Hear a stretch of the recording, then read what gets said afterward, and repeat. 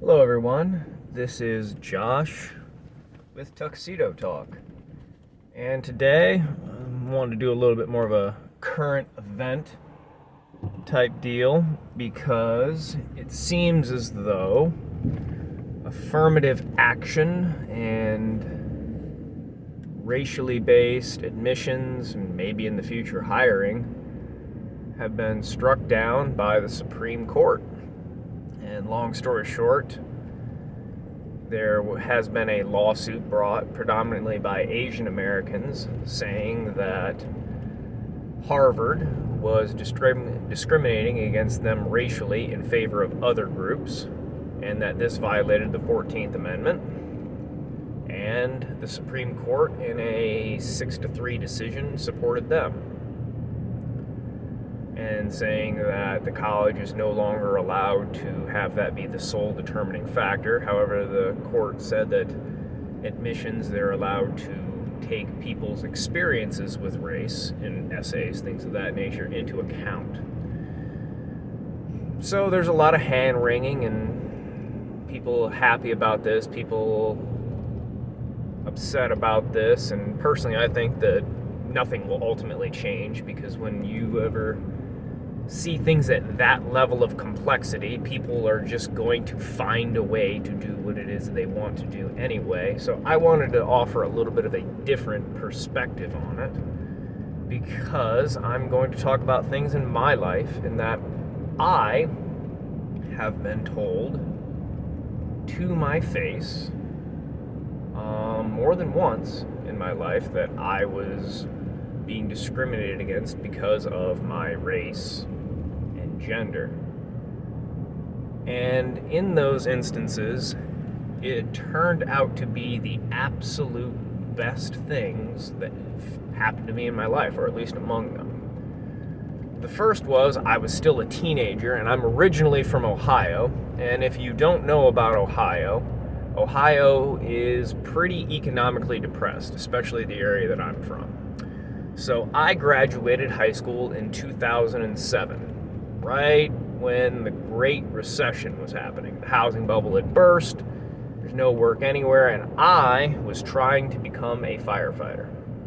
I went in for an interview at a fire department that was pretty close to where I lived, and I was interviewing with the chief, said that he liked me, said he'd like to hire me, but he can't. He's saying that I'm white, and that the city council had told him that he had to hire more minorities, and in that area of Ohio, there just flat out aren't that many non-whites. The way Ohio in a lot of areas work is that the rural areas are predominantly white, because those are made up of the farmers that showed up 150 years ago, and that's where they stayed. And then non-whites predominantly live in larger cities because they moved there after the Great Migration out of the South.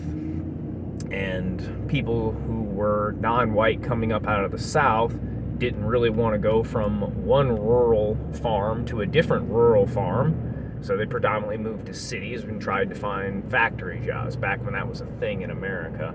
And that's just where everybody stayed. It's not really any feelings of animosity. It's just kind of the way things shook out. So I was told, yeah, we'd absolutely like to hire you. Can't, because you're white. Well, what ended up happening is that I went, okay, well, I can't get a job around here. I'll look nationwide. I don't care where I'll go. And in there, I ended up winding up in the South. I went first to Beaufort, South Carolina. Went from having no idea where that town was to working there in 2 weeks. And that worked well. And then I hopped over to Savannah, Georgia. And right in this area, everything is just growing phenomenally. So I went from an economically depressed area to an absolutely booming area. I mean, all the ups and downs and questions in the economy, there's just been nothing but more and more opportunities here. So that's a great thing. So I'm very, very happy that city council told that fire chief that he was not allowed to hire another white guy, because then I'd be stuck in economically depressed Ohio. So that turned out to be a good thing. Well, the next time that it happened to me is that just being a firefighter, especially in the South, you don't really make enough money to support a family, especially if you want your spouse not to have to work. You're gonna need a second job. So I was going around trying to find something, and I ultimately decided, like, I'd like to work in one of those big box hardware stores, like a Home Depot or a Lowe's, something of that nature. I'm not going to say where it was because that's impolite to that company. And I kept on applying, never get a call back. I see him saying, we're hiring, and I'd apply, never get anything. And then one of the times I filled out the application, I just put on it that I was black. I get a call back, and I show up, get the interview, and again, same situation. The hiring manager told me, he says, well, look, after I talked and schmoozed with him a bit, he says, look, I'm just going to level with you. He was saying, I'd like to hire you, but for, I believe if I remember correctly, he explained it, tax purposes, something of that nature. He says, we're trying to have more non-white people working at this store, and as a result, I'm not going to hire you. Well, that turned out to be, again, one of the best things that ever happened to me, because then I ended up finding a job working on commission for a window cleaning company. It was a local franchise. And from there, I learned about window cleaning, pressure washing, things of that nature, to where I could eventually start my own business. And that boss, he was a local business owner boss, was absolutely awful. An absolutely terrible, horrible boss. The man had absolutely no idea what he was doing. Was just in general an incompetent person. And what he would do with me, because I was about the only consistent person he had that would show up, he would send me to all of the customers that were irate and mad. See, what he'd do is he'd have 2 or 3 other people working for him that were very bad, and as they'd screw things up, he'd send me to go smooth it over with the customer. So I was constantly dealing with angry customers that were about to leave the company, and I just rotate around on them. He'd also try and steal from me. You had to check your numbers on your check all the time, and it was usually wrong and never in your favor. And then the final straw was that there was a very, very large job that he had bid, and he had absolutely no idea how he was going to actually get this job done. So I built equipment so that it could be done, and had it all set up to do it. And I was going to do it by myself. And I don't remember the exact numbers, but long story short, I was going to make about probably somewhere between $1,000 and $1,500 in a single day.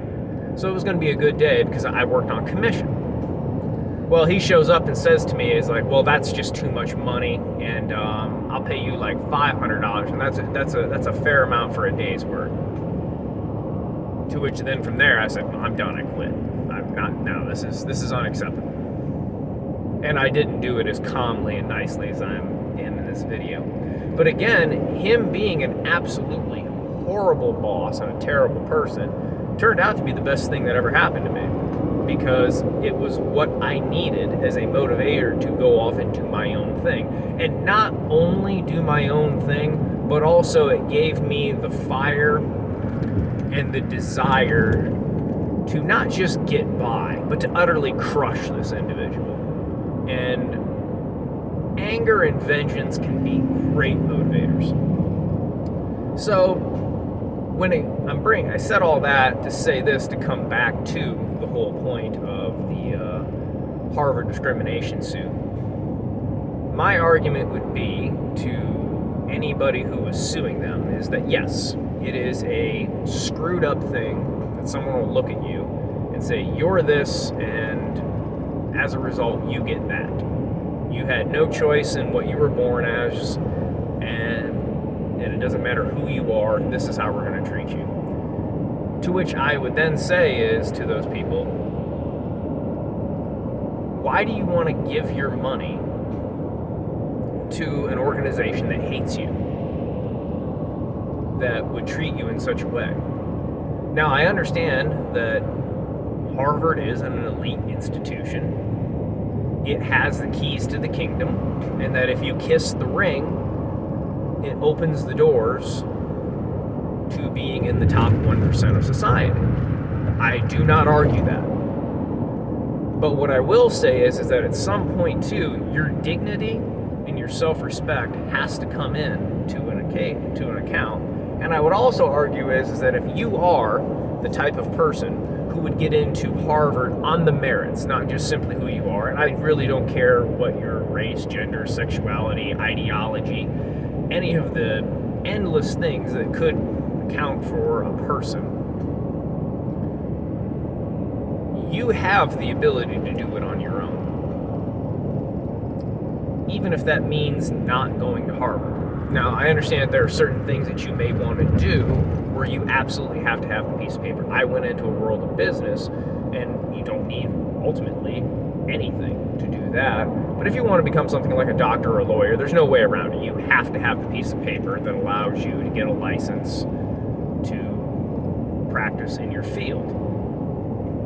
But I would argue is that if you're one of these people who worked hard enough to get admitted, was told no because you are Asian or anything for that matter, and then had the mindset of, you know what, no, screw you.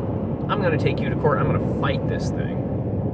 You don't need Harvard. You don't need an elite institution. And that you giving yourself to them is the worst possible thing that you can do, because these people are horrible and you are talented and amazing. And the fact that you're going to get in there, get that Harvard degree, and then go forward and do amazing things just gives them more credibility and more prestige to continue to do the things that you know are awful. So my argument would be is that you explicitly reject the ideology, whatever it is, that is dominating what you don't like. And you plant your flag firmly and say, I'm not that. And I'm going to go out and achieve anyway. In fact, I am the antithesis of the thing that is discriminating against me. And I'm going to show the world that I am right and that they are wrong through the results of my actions. Forget what I have to say, look at what is. So that would be my perspective on the end of affirmative action. Is that the best thing that the individual can do, whether affirmative action continues or doesn't continue, would be to take the opportunities as they stand. And that just because somebody does something terrible to you, like discriminating against somebody based on things that they have no control over, is a horrible thing.